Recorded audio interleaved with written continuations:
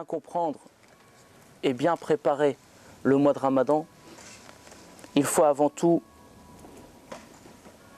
saisir le mécanisme qu'Allah met en place au travers du mois de Ramadan. Et j'ai envie de dire, pour bien comprendre le mécanisme qu'Allah met en place durant le mois de Ramadan, il faut mettre le mois de Ramadan au milieu d'une autre période qui commence au premier Rajab et qui finit à l'Aïd al-Fitr. Et j'espère que les années à venir, mais cette année, certains d'entre vous ont déjà eu le rappel, vu que je suis intervenu une fois dans cette mosquée à ce sujet-là, la préparation de Rajab et de Sha'aban est essentielle pour la préparation du mois de Ramadan. Ici, nous allons aborder, Inch'Allah, parce que ça arrive vite, les frères. Nous sommes au 11e jour de jeûne. 11e.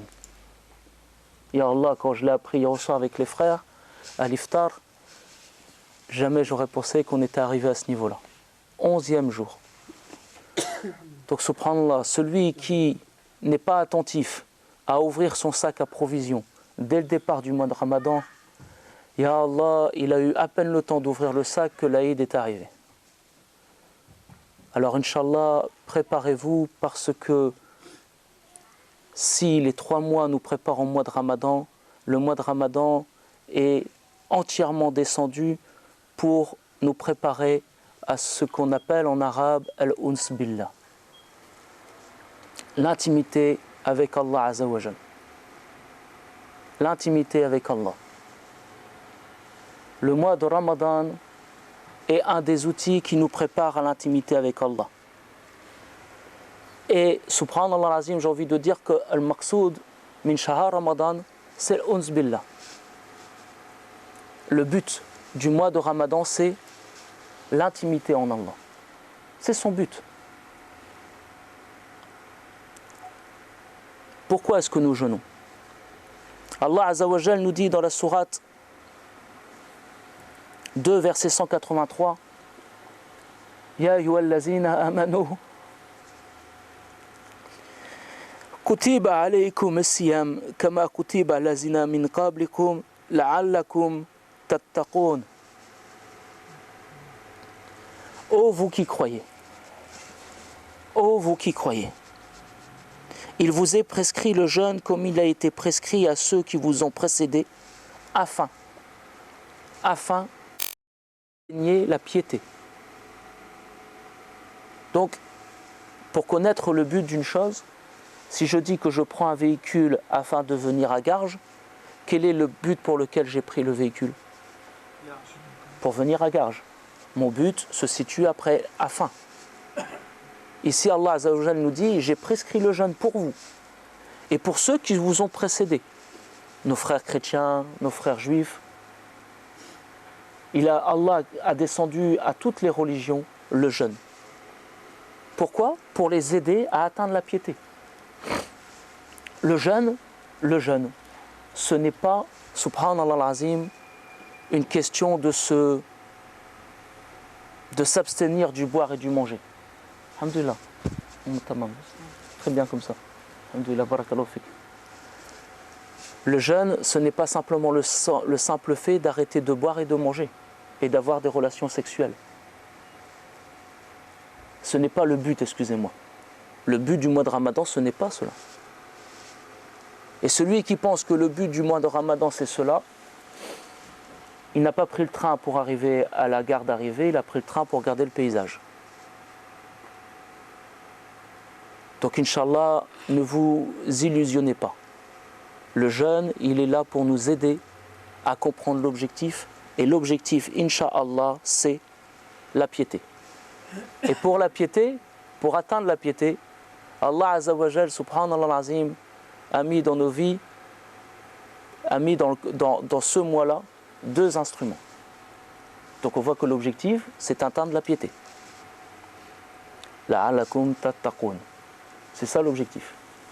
Et bien par rapport à ça, Allah Azza wa Jal, il a mis dans Shahr Ramadan 2 outils. Le premier outil, c'est le Coran al-Karim. La même sourate, verset 85, Shahr Ramadan allazi unzila fihi al-Qur'an. Le mois de Ramadan, durant lequel on y a descendu le Coran.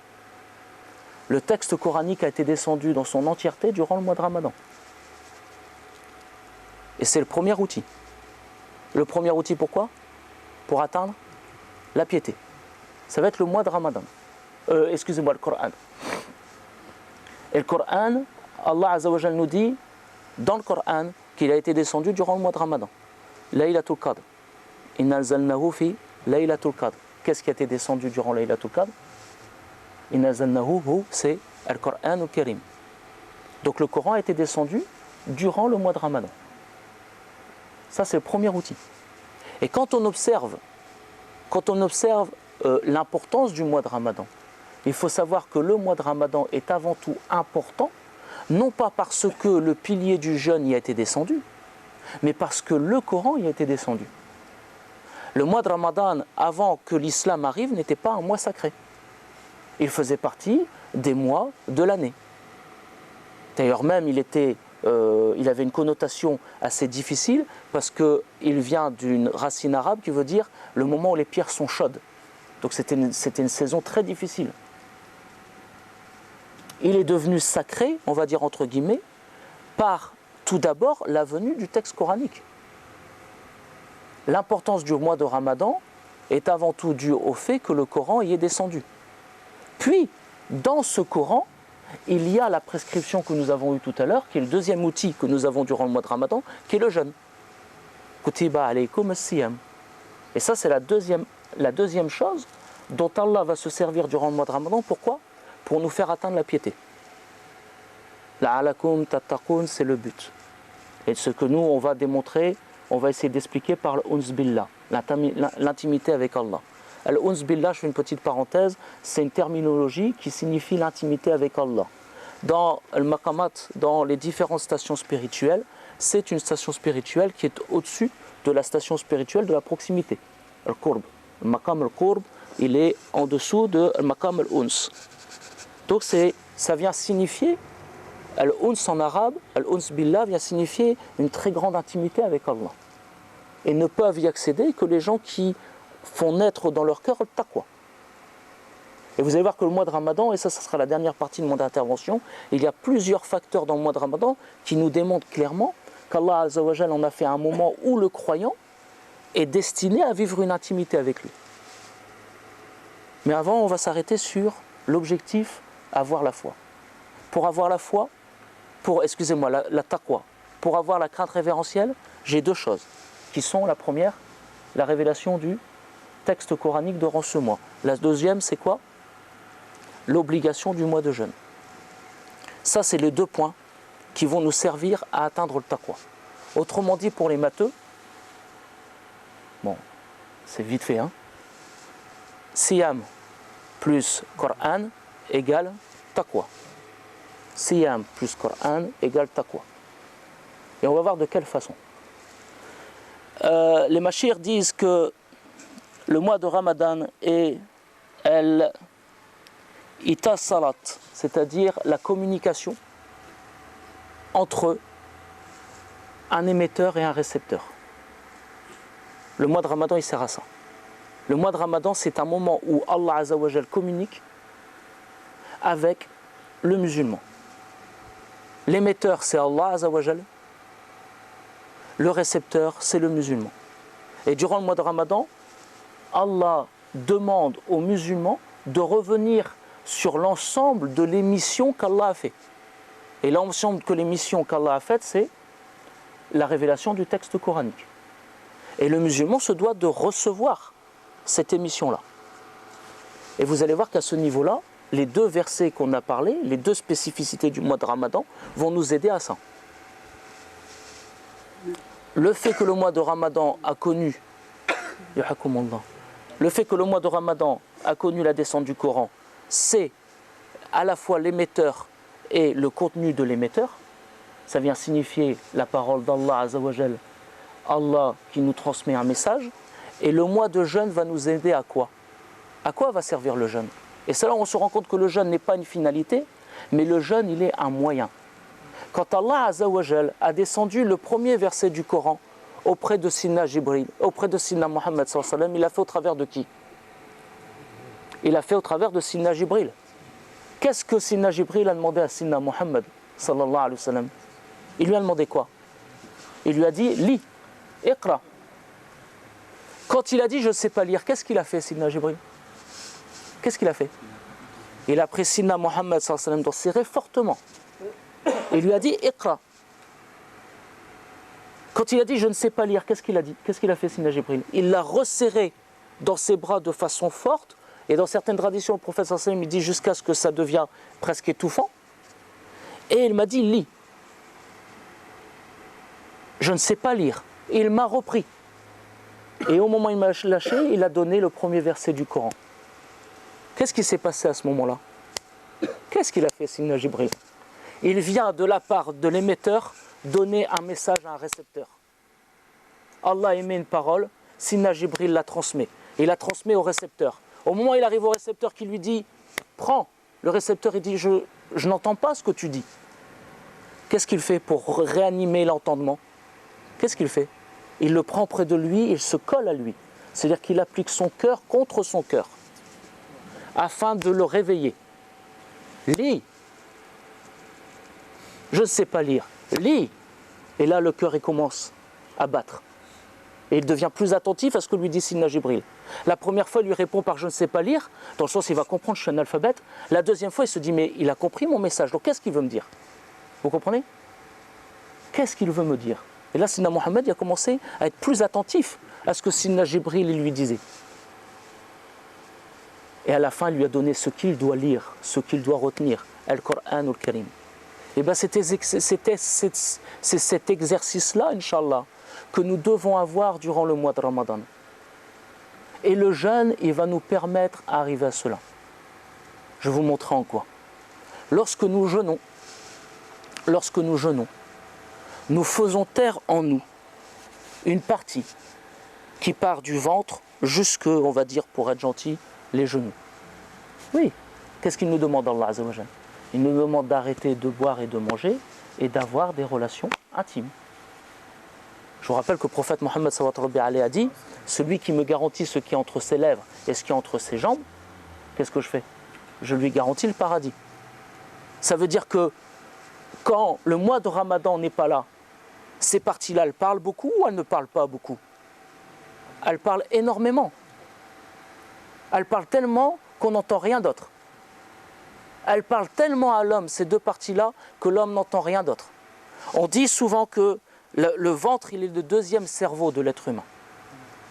C'est le cerveau dans lequel viennent beaucoup d'appétence, mais aussi c'est l'endroit où la nervosité, le stress est présent.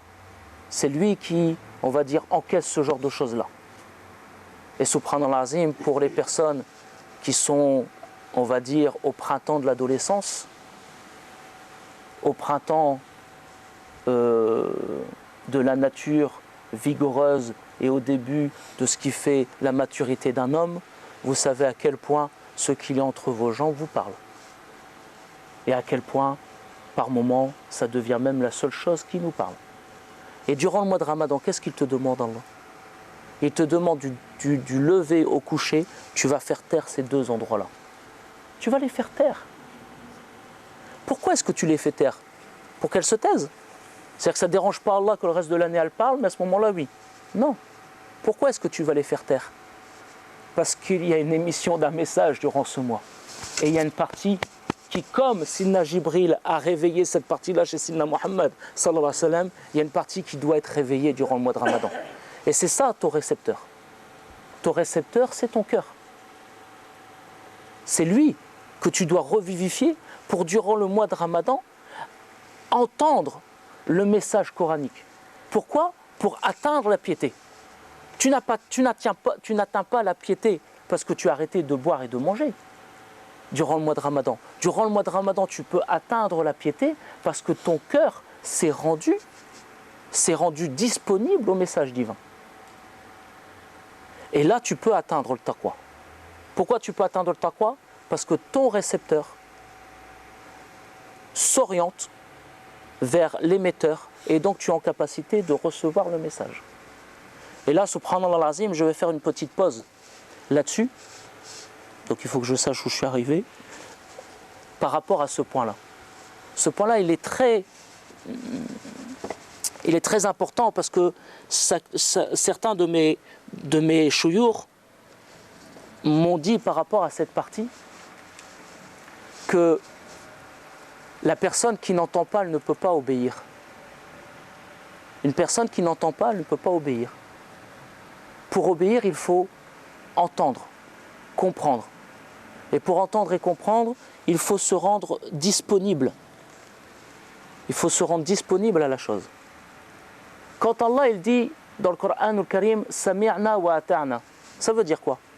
Ils ont entendu, nous avons entendu et nous obéissons. C'est-à-dire que pour obéir, qu'est-ce qu'il faut? Il faut que j'entende. Mais pour entendre, qu'est-ce qu'il faut? Il faut que j'ai un récepteur qui soit en capacité de comprendre ce que l'on me dit. Parce que si on émet un message qui pour moi n'est pas connu, et comment on appelle en arabe quelque chose que je connais, quelque chose qui est connu pour moi? Comment on dit en arabe? Ma'rouf. Quelque chose que je connais. Si on m'amène quelque chose que je ne connais pas, si Burhan veut me dire, alors que nous sommes sur l'autoroute, c'est interdit de prendre un sens unique, un sens interdit, mais il me le dit en allemand. Et que j'apprends par cœur sa phrase, en allemand, et que j'apprends par cœur. Est-ce que ça va m'aider à ne pas prendre le sens interdit si je ne connais pas l'allemand? Non. Ah, l'émission a été faite. Le message est là. Mais comme le message n'a pas été étendu, il ne peut pas être obéi. Et souvent c'est... Ya Allah, en ce moment j'en parle beaucoup parce qu'on est dans le mois du Ramadan, mais c'est un désastre. Souvent c'est un désastre. C'est un désastre, c'est un désastre, c'est un désastre. Subhanallah azim, je vais vous donner la constatation du désastre dont je vous parle. Professeur Mouhiddin, ta spécialité c'est quoi en médecine? Hein? Pédiatre. Si en médecine, de façon empirique, on essaye un traitement une centaine de fois et que cette centaine de fois le traitement n'a pas guéri la maladie voulue, mais l'a empiré, on continue à prendre cette méthode-là? Non. Allahumma salli ala Sayyidina Muhammad, il m'est arrivé dans plusieurs mosquées différentes d'avoir l'ensemble des enfants qui étudient dans la mosquée coranique. L'ensemble. Certains d'entre elles, le frère Alfan qui va arriver était là. Certains d'entre elles, le frère Nouman qui est là était présent. Et d'autres d'entre elles, j'étais avec un frère du Nord qui s'appelle Yassine. Et à chaque fois, on a fait le même constat que je vais vous donner. J'arrive dans la mosquée avec un majlis un peu plus important que celui-ci à chaque fois, entre 40 et 60 enfants. Et à chaque fois, je demande aux enfants, donc d'abord je commence un dars comme cela, en français, je plaisante un peu avec eux, jusqu'à ce qu'il y ait une interactivité, plusieurs fois je leur pose des questions. Et puis à un moment donné, je leur dis, les enfants, je suis francophone. Ah non, avant je leur pose une question, je leur demande combien ils ont de hizb. Dans les 3 mosquées où je suis allé, l'ensemble des enfants avaient plus de la moitié. Puis il y en avait certains qui avaient 40, d'autres 50. Et à certains endroits, il y avait des hafiz al-Qur'an. Hafiz, avec le Coran en entier. Donc je dis, les enfants, mashallah, moi vous allez pouvoir m'aider, je suis francophone, je connais rien. Je me suis converti à l'islam, est-ce que vous voulez m'aider? Les enfants disent d'accord. Je dis, les enfants, je vais vous demander quelque chose. Est-ce que l'un de vous peut me traduire, parce que je le dis toujours en prière, mais je ne sais pas ce que ça veut dire, est-ce que l'un d'entre vous peut me traduire Alhamdulillahi Rabbil Alamin? 2 des 3 mosquées, 0 main levée. 0. 3e mosquée, 1 main levée. 1.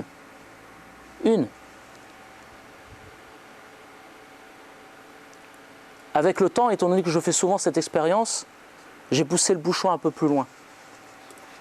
Et je pose une question qui est, subhanallah l'azim, qui m'effraie à chaque fois. Et je demande aux enfants, les enfants c'est pas grave, je vais vous demander autre chose. Est-ce que l'un parmi vous peut me traduire La ilaha illallah?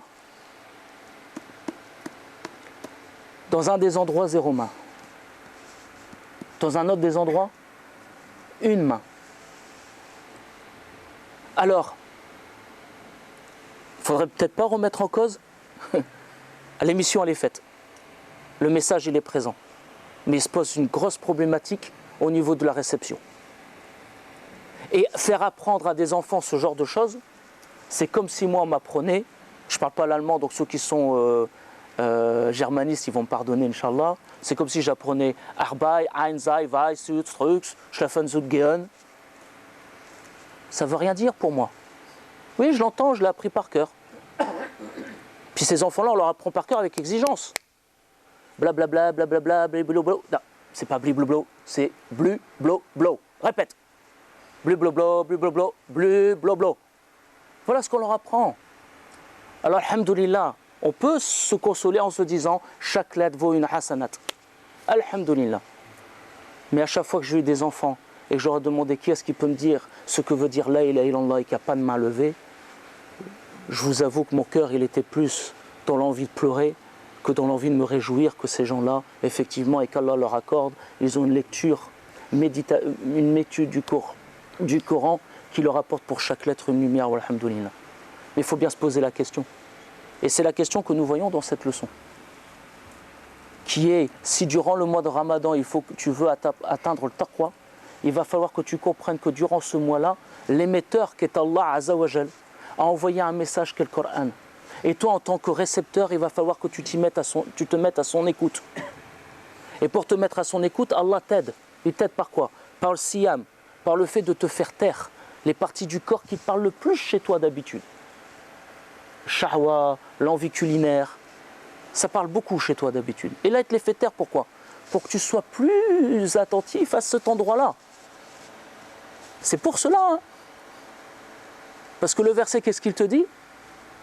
Kama kutiba lazina min kabrikum la'alakum shu la'alakum tattaqun. Quand le prophète Mohammed sallallahu alayhi wa sallam, il parle de taqwa, qu'est-ce qu'il dit? Le taqwa, elle est où? Qu'est-ce qu'il dit? Elle est là. Le taqwa, elle est où? Elle est là. Le taqwa, elle est où? Elle est là. Il le répète 3 fois, le Nabi. Donc si durant le mois de Ramadan, le mois qui est lié au Coran, le siyam est venu comme une prescription, c'est pour faire taire cette partie-là, pour que le but du mois de Ramadan, qui est le taqwa, soit possible à l'endroit où elle siège d'habitude. Et l'endroit où elle siège d'habitude, c'est ton cœur. Donc durant le mois de Ramadan, il va falloir que tu augmentes, subhanallah al-azim, que tu augmentes ton relationnel avec Allah pour avoir un cœur qui se rend réceptif, incha'Allah, au message d'Allah. Mais pour cela, il va falloir que tu comprennes le but du jeûne. Si parmi vous, des gens n'ont jamais entendu ce discours-là, je comprends que c'est difficile pour eux depuis des années de comprendre en quoi le fait d'arrêter de boire et de manger nous permet d'atteindre le taqwa. Mais maintenant que vous savez que le but, que c'est le taqwa, qu'il y a le texte coranique, qui est l'émission du message d'Allah, qu'il y a nous qui sommes en tant que récepteurs, et que le taqwa se met au niveau du cœur, alors il va faire un travail sur quoi? Sur quoi on doit faire un travail?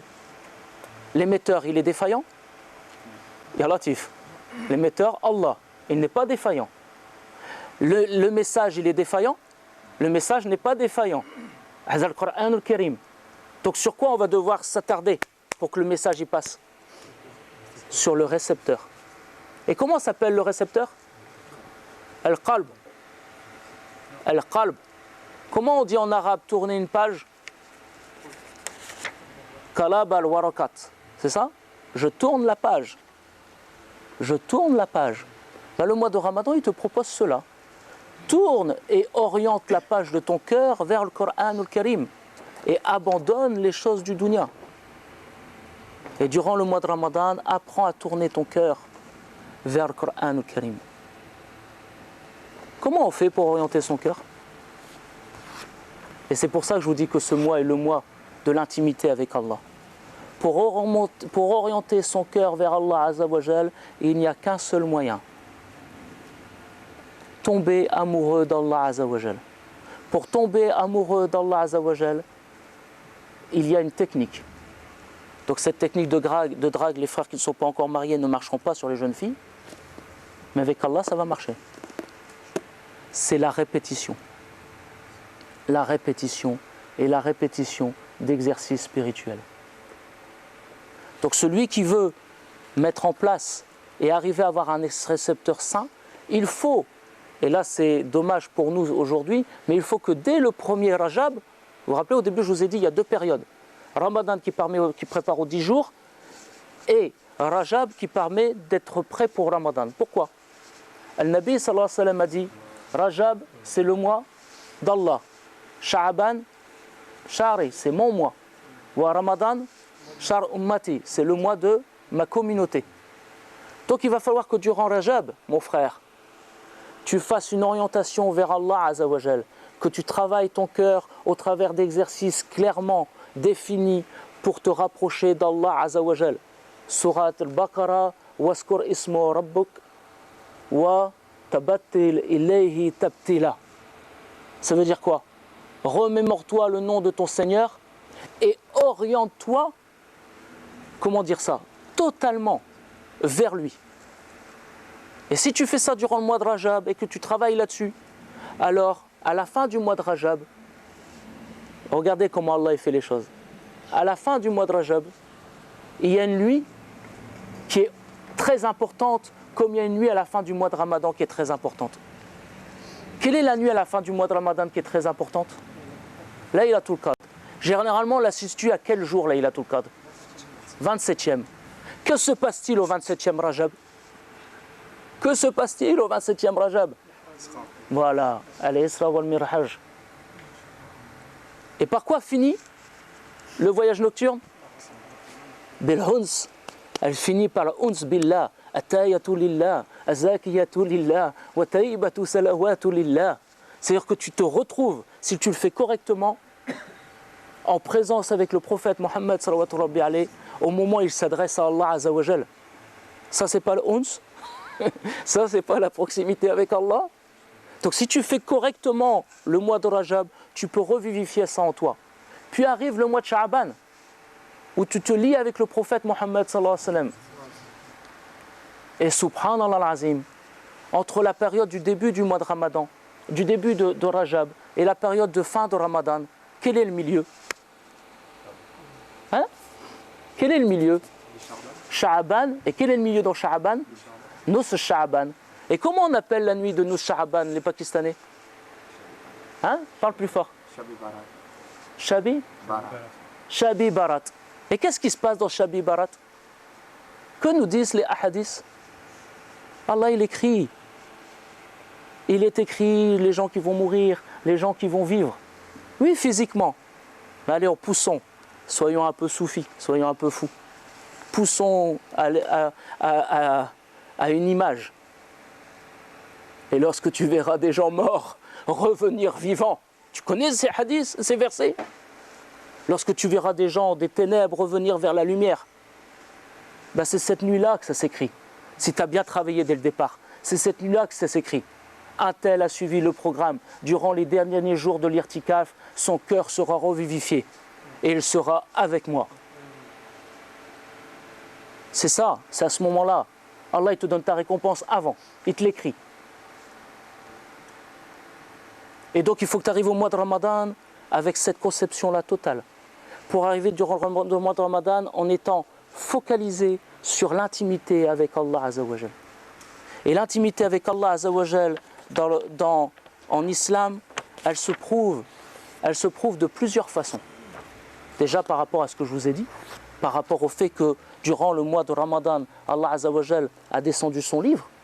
Et quand quelqu'un t'écrit, quand tu es amoureux, quand quelqu'un te dit je suis amoureux, et qui t'écrit, allez, une demi-page, il est fortement amoureux.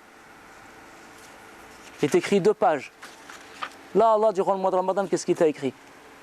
114 chapitres. Et il te les présente, et il te les envoie comme une lettre de miséricorde.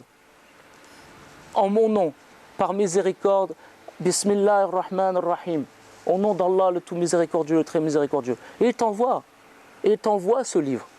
Et il te dit ça, c'est ma déclaration d'amour. Qu'est-ce que tu vas en faire durant le mois de Ramadan?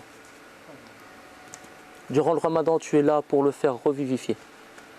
Et ça, le fait que Allah il t'envoie une lettre qui fait 114 chapitres comme lettre d'amour, est-ce que c'est le signe d'un petit amour ou d'un immense amour? C'est le signe d'un immense amour. Donc Allah il t'aime.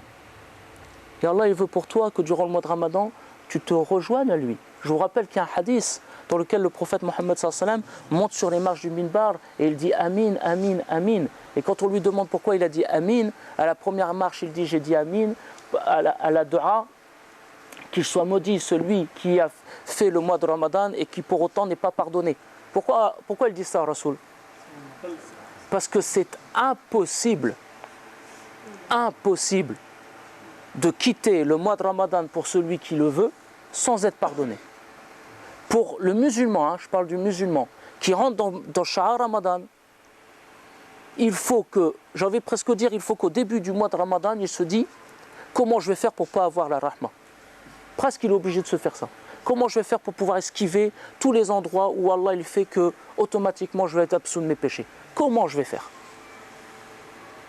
Tu travailles avant le ftor, mon frère, tu fais dua, mustajib. Tu demandes à Allah d'être pardonné à ce moment-là, mustajib. Au moment de l'iftar, juste avant l'iftar, tu fais dua, mustajib. La première nuit, il y a plusieurs hadiths qui parlent de ça. La première nuit du mois de Ramadan, c'est une des caractéristiques que Allah a donné à la communauté de Sina Mohammed. Allah regarde les gens qui vont vers le mois de Ramadan. Et il est dit, celui qu'Allah regarde, il ne peut pas connaître le feu de l'enfer. Hadith. Subhanallah. C'est parce que tu le veux. C'est parce que tu es devenu un pro des arts martiaux et tu essayes d'esquiver la rahma d'Allah. Mais normalement, c'est impossible d'y arriver. C'est impossible. Celui qui fait l'irtikaf, il a, ça aussi c'est un hadith, excusez-moi, rapporté par l'imam Bahaki, qu'est-ce qu'il a? 2 hajj, 2 umrah, complet. Celui qui se lève le matin, qui fait le zikr à partir du fajr jusqu'au shuruq, qu'est-ce qu'il a? Et qui fait rakatayn de salat duha, qu'est-ce qu'il a? Une umrah et un hajj complet. Et le Nabi sallallahu alayhi wa sallam il répète 3 fois, complet. Pourquoi il répète? À mon avis, Allah devait pressentir qu'il y aurait des sceptiques dans notre communauté un jour. Ouais, mais c'est trop facile alors. Alors tous les gens que je voulais mettre en enfer depuis 6 ans, je peux pas. Parce qu'il y a beaucoup de musulmans, c'est ça.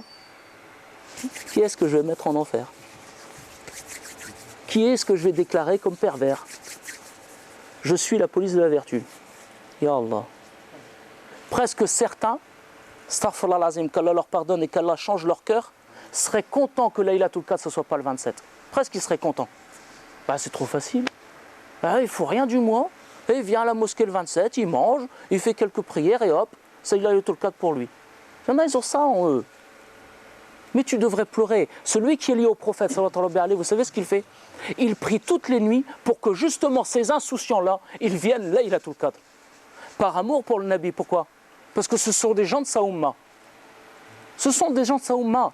Donc par amour pour lui, il se sacrifie pour que ces gens-là, ils soient là lors de Laylatul Qadr. Lors de Shahr Ramadan, les gens qui sont liés au prophète Mohammed sallallahu alayhi wa sallam, les ulama, les awliya Allah, qu'est-ce qu'ils font? Ils se reposent. Durant Shahr Ramadan, ils font 2, 3 fois plus. 3 fois plus d'efforts. Mon shir principal, qu'Allah lui préserve sa vie, dernièrement, il était fortement pris, fortement fatigué. Je l'ai rencontré à Istanbul. Il est à Abu Dhabi. Il n'est pas dans son pays. Et il passe son mois à enchaîner doro sur dars, à contacter des gens, à être en contact avec des gens. Il fait que ça. 84 ans. Voilà ce que font les gens qui sont liés à Allah Azza wa Jal. Pour que les musulmans, lors de Laylatul Qadr, ils soient là. Même s'ils n'ont rien fait avant. Allah al-Karim. Shahr Ramadan Karim. Alors si tu appelles à Allah, il ne faut pas que tu sois un peu Karim. Il faut que tu aies un petit peu cette qualité-là. Donc le mois de Ramadan, est un mois durant lequel, si tu veux atteindre la proximité avec Allah Azza wa Jal, al-Uns Billah, il va falloir que tu comprennes que le but du mois de Ramadan, c'est le taqwa. Que pour cela, il y a le fait que le mois de Ramadan, durant le mois de Ramadan, le Coran a été descendu dans son entièreté. Que toi, tu as le jeûne pour faire taire les endroits qui rendent inaudible le message. Et une fois que tu as fait taire par le jeûne les endroits qui rendent inaudible le message, il faut que tu travailles sur la partie de ton cœur qui te permet de t'orienter vers le message pour qu'il devienne audible. Et comment ça? Par la purification. Par la purification. L'imam Ibn Qayyim al-Jawzi, il dit, dans un long discours, il dit « Et lorsque le cœur est totalement noir, lorsqu'il y a un voile sur lui et qu'il n'entend plus rien, la seule façon de le ramener est le zikr Allah. La seule façon de le ramener est le zikr Allah. Et Allah te demande durant ce mois-là, multiplie le zikr. C'est le mois du Coran al-Karim, n'est-ce pas? Donc si tu veux que le Coran il devienne généreux et que tu aies un discernement durant ce mois, parce que c'est ces trois premiers noms. Le Coran il s'appelle Al-Coran, Al-Karim, Al-Furqan wa Al-Zikr. Donc si tu veux que le Coran, quand il est lu, soit généreux avec toi et que sa lecture te donne du discernement, mets-toi un peu au zikr. Et c'est ces quatre qualités. Et ces quatre qualités-là sont en train de donner, et je fais exprès de citer ces savants-là. Vu que j'ai dit qu'on avait eu un instant soufi, ça pourrait faire bouger des gens. Ibn Taymiyyah parle de cela, en disant le Coran al-Karim a quatre principaux noms, et après on en donne d'autres. Et le premier qu'il donne c'est Al-Coran, Samaïkoum, Al-Karim, Al-Furqan ou Al-Zikr. Donc toi aborde le mois de Ramadan avec cette attitude-là. Parce que ce mois est un mois d'intimité avec Allah Azza wa Jal. Et je vous ai dit qu'il y avait plusieurs preuves qui nous montraient clairement qu'Allah Azza wa Jal installait un climat d'intimité avec nous durant le mois de Ramadan. Et je vous ai dit, le mois de Ramadan il est généreux parce que normalement dans la spiritualité, c'est une station qui est très difficile à atteindre. Là, si tu es sérieux durant le mois de Ramadan, tu pourras, Inch'Allah, bi'iznillah, en goûter un peu, en goûter un peu l'odeur que laisse un parfum agréable quand il passe devant nous. Tu pourras un peu sentir ce qu'est, Inch'Allah, al-Uns Billah. Et Allah nous dit, ce mois, c'est un mois où tu es avec Allah Azza wa Jal. Petit 1, parce que je fais en sorte que mon livre il soit là. Sidna Jibril alayhi salam, il faisait réciter au prophète sallallahu alayhi wa sallam le Coran al-Karim tous les mois de Ramadan. Donc c'est bien la preuve que son livre est une preuve d'intimité entre nous et lui. Deuxième point qui prouve qu'Allah Azza wa Jal a mis ce mois-là comme un moment d'intimité. Au travers d'un hadith qudsi et sahih, dans lequel Allah Azza wa Jal il dit la récompense du jeûneur est entre lui et moi. C'est entre lui et moi. Et je l'en informerai le jour de la résurrection. Avec qui tu ne parles que de choses qu'à deux? Avec quelqu'un que tu ne connais pas, qui n'est pas intime? Regardez ce que fait Allah Azza wa Jal. Il vous montre. C'est un moment d'intimité, c'est même un moment de telle intimité que je ne passe pas par le Coran pour te dire la récompense du jeûne. Je ne passe pas par le hadith pour te dire la récompense du jeûne.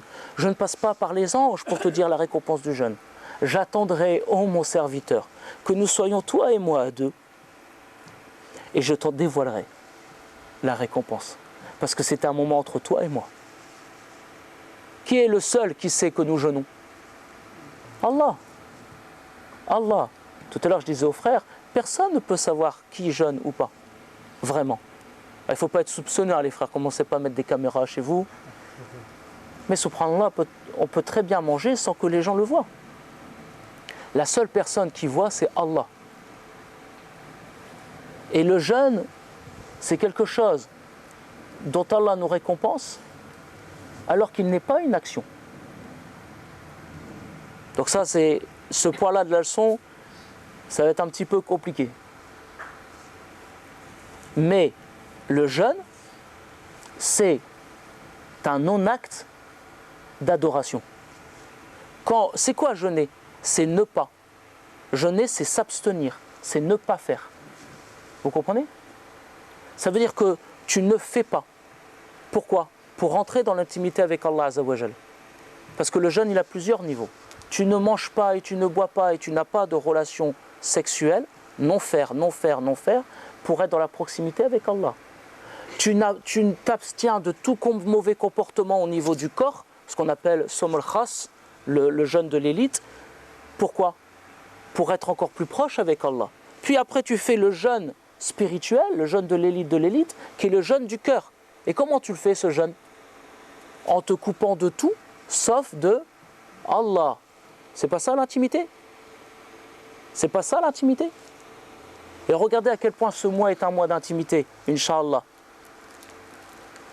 En vous donnant le dernier exemple. Durant ce mois-là, qu'est-ce qu'il est demandé aux musulmans à la fin du mois? Durant tout le mois, on te demande de t'abstenir de manger, de boire, d'avoir des relations sexuelles. Mais après, qu'est-ce qu'on te demande? Qu'est-ce qu'on te demande les 10 derniers jours? L'irtikaf. L'irtikaf. Hadith de l'imam Bukhari. Notre mère Aïcha dit, le prophète sallallahu alayhi wa sallam faisait chaque année l'irtikaf. Et ses épouses ont fait l'irtikaf après sa mort. Quand il était rappelé à Allah, ses épouses ont fait l'irtikaf. Le prophète sallallahu alayhi wa sallam, il faisait l'irtikaf les 10 derniers jours. De nombreux sahaba témoignent de cela. Et c'est quoi l'irtikaf?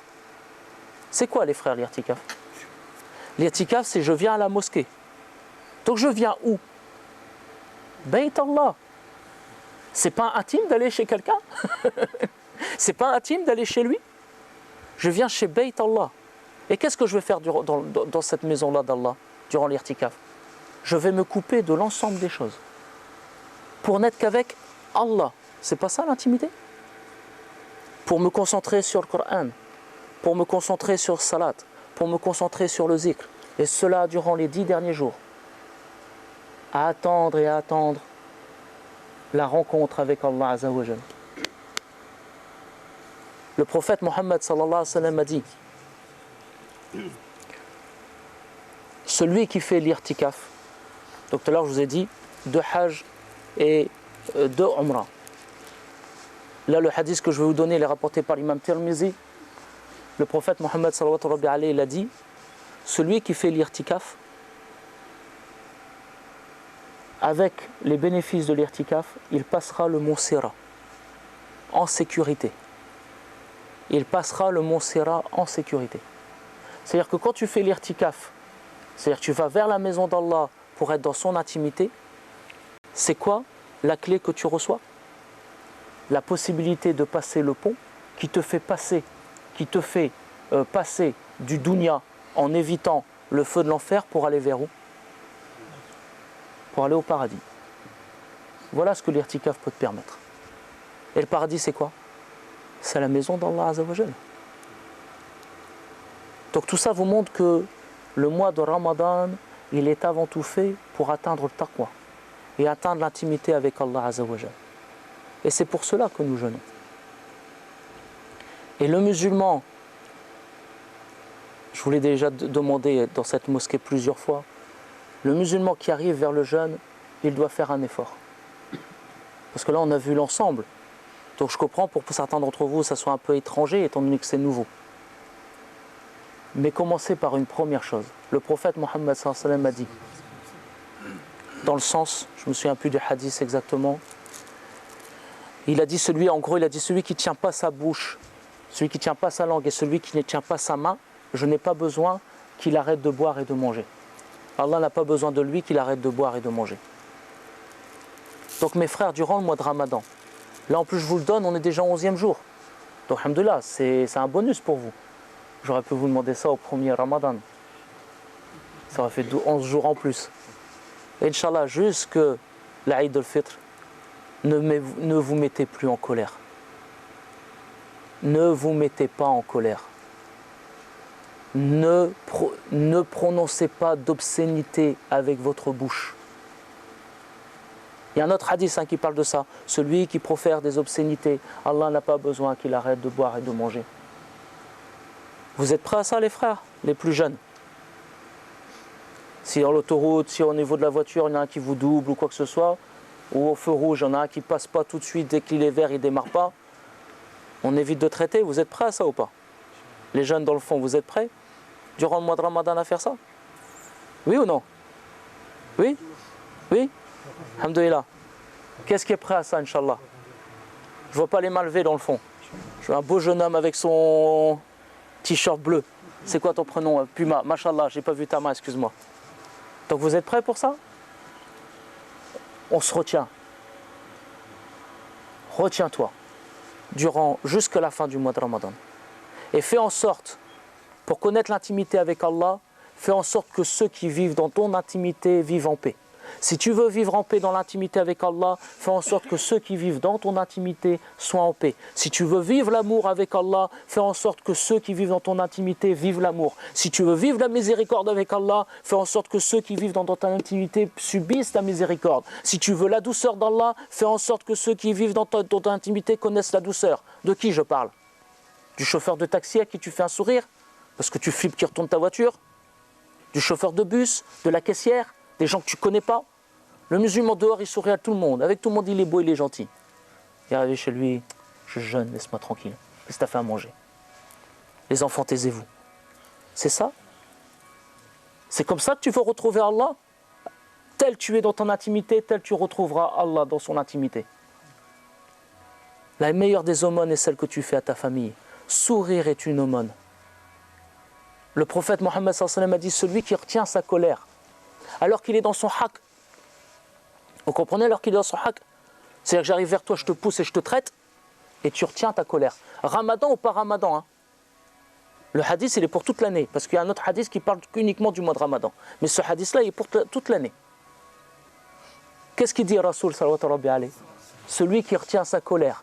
Et il dit même, ça fait... C'est quand tu avales la pilule, c'est dur. Il dit, celui qui fait ça, Allah l'élève dans l'Iliyin, c'est-à-dire dans les plus hauts des paradis. Voilà à quoi ça sert. Voilà à quoi ça sert. La colère, elle brûle. C'est hadith aussi ça. La colère, elle brûle les bonnes actions comme le feu brûle la paille séchée. Alors ne vous mettez pas en colère. Le prophète sallam dans certains hadiths, il répète 3 fois, ne vous mettez pas en colère, ne vous mettez pas en colère, ne vous mettez pas en colère, ne criez pas, n'insultez pas. Allah, il est doux, il aime la douceur. Hadith sahih. Et il aime la douceur dans chaque chose. Donc soyez doux, soyez souriants. Tout à l'heure, il y a un frère qui m'a dit, non, hier, je discutais avec un frère, qu'Allah le bénisse et qu'Allah le soutienne dans son souci. Il y a quelques années, alors que, ah oui, on devient un peu des hommes, donc on sait ce qu'on fait, on devient grand. Il avait fait un choix de vie et son père lui avait conseillé autre chose. Mais attends, t'as pas fait les mêmes études que moi, papa. Puis tu connais pas le monde, moi je le connais. Toi t'es vieux. Et puis au bout de plusieurs années, il se rend compte que tout compte fait, son père il avait raison. Et il m'a dit, je songe à aller le voir et lui demander pardon. Mashallah. Il faut. Faites preuve de douceur comme cela. Faites preuve. Vous ne pouvez pas imaginer, souvent les gens qui sont animés par leur nafs, ils pensent que s'humilier, c'est montrer qu'on est une mauviette, c'est montrer qu'on est faible. Non. Celui qui sait s'humilier et qui sait reconnaître ses erreurs, qui sait demander pardon, quand il le fait, aux yeux des gens, il est haut, il est très haut. Il est très très haut. Je vais vous donner un exemple d'un savant, qu'Allah le bénisse. Il s'appelle Mohammed Rajab Dib. Hafizullah alayh. Cher Mohammed Rajab Dib, à l'heure actuelle, il est responsable dans plusieurs universités islamiques à Damas. Et sa particularité, ici, subhanallah, Mohammed Sabar, il le connaît. Le professeur Mohammed Amin le connaît un petit peu aussi, mais Mohammed Sabar, il le connaît mieux dans ce que je vais dire. Cher Mohammed Sabar, cher Mohammed à Damas, comment les jeunes ils sont avec lui? Ils l'aiment ou ils l'évitent? Ils l'aiment beaucoup.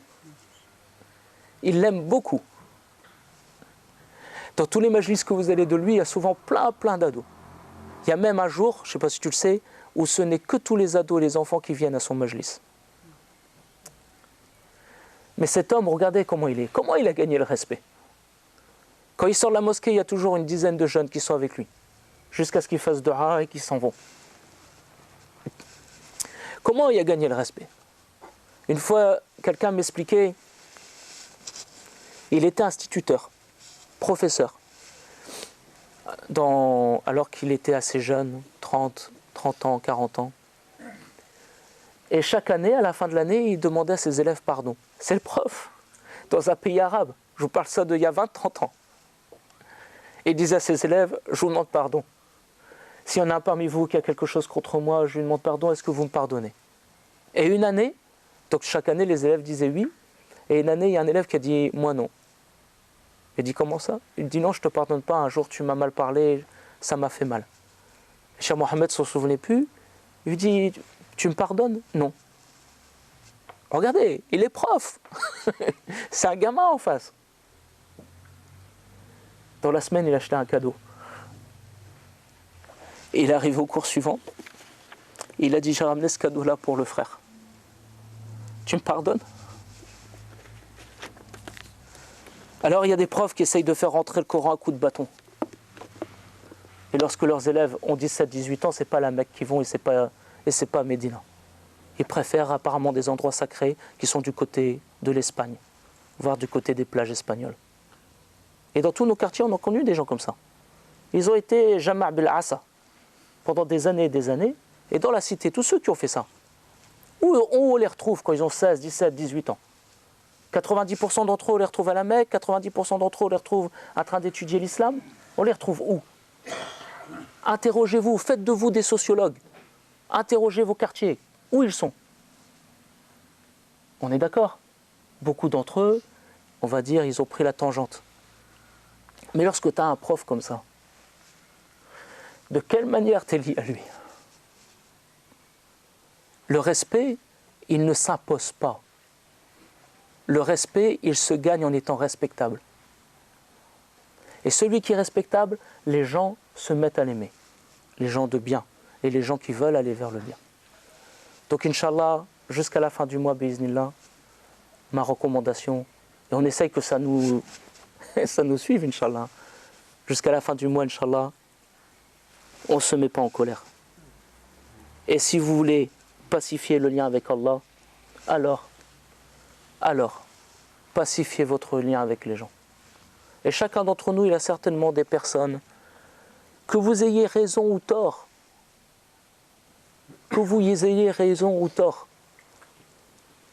arrangez les affaires avec les gens qui sont proches de vous. Dans un hadith très long qui est rapporté par l'imam Bayhaqi, il est dit à un moment donné que l'ensemble des gens, l'ensemble des musulmans qui sont partis à Laylatul Qadr, l'ensemble, c'est un hadith de l'imam Bayhaqi, il est chez l'imam Mundiri, en plus. L'ensemble des gens sont pardonnés. Il est rapporté aussi par l'imam Ibn Hibban. L'ensemble des gens sont pardonnés. Sauf, et Sinna Jibril, il dit sauf 4. Alors les Sahaba disent à Rasulullah, Ya Rasulullah, quels sont les 4? Parce que les Sahaba, quand ils voyaient qu'ils risquaient de perdre, eux, ils interrogeaient le prophète tout de suite. C'est quoi les 4? Le prophète sallallahu alayhi wa sallam, il a dit, le buveur de vin invétéré.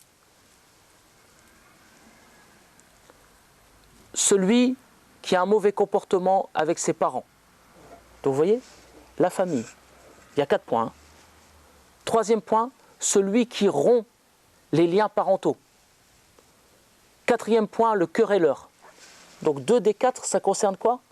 La famille. Alors va vers les gens. Et quand tu y vas, tu dis Allah, regarde Allah, je m'humilie. Je m'humilie pour toi. Et rétablis. Tu ne peux pas dire Ya Salam si les muhlokat pour toi, ils ne disent pas Ya Salam. Tu ne peux pas dire à Allah Ya Salam, ô toi la paix, si avec les créatures, toi tu n'es pas en paix. Que tu aies tort ou raison. Parce que je finirai là-dessus avant l'Aden. Tu as 2 choix pour arriver vis-à-vis d'Allah. Attendre et être avec les gens dans la justice. Écoutez bien ce que je vais vous dire. Être avec les gens dans la justice. Mais dans ce cas-là, mon frère, ton jugement il sera fait par un juste.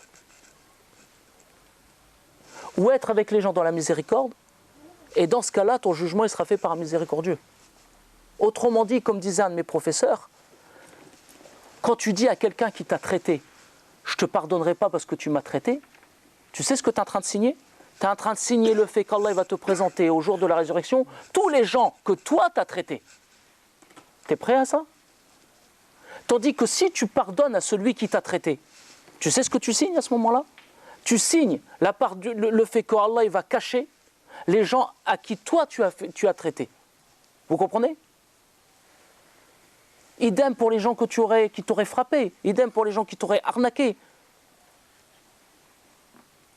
Si tu es comme ça, Allah il cachera. Parce qu'Allah il te dira, attends, tu penses que tu vas faire mieux que moi? Alors toi tu as su être miséricordieux et moi je vais être moins miséricordieux que toi. Allah il va dire, Ana Rahman Rahimin. C'est moi le plus miséricordieux des miséricordieux. Tout ce que tu fais, moi je peux faire plus. Donc à vous de le mettre en pratique. À vous de mettre ça en pratique. Ne peut pas connaître salam dans l'akhira, celui qui n'a pas été dans le salam, dans le dunya. Ce n'est pas possible. Donc Inch'Allah, ayez un cœur en paix, biiznillah. Parce que dans Laylatul Qadr, celui qui va rencontrer les anges et l'esprit, c'est Jibril alayhi salam, celui qui aura respecté tout le programme, il doit avoir cette qualité-là. Descend. تنزل الملائكة والروح فيها بإذن ربهم من كل أمر سلام هي حتى مطلع الفجر jusque l'aube. La paix. Donc si tu veux que ce jour-là, il y a la paix qui descende sur toi, il faut que toi, au préalable, tu sois en paix. Mais si tu n'es pas en paix, tu n'y arriveras pas. سبحانك اللهم بحمدك أشهد أن لا إله إلا أنت أستغفرك وأتوب إليك سبحان ربك رب العزة عما يصفون والسلام على المرسلين والحمد لله رب العالمين آمين آمين آمين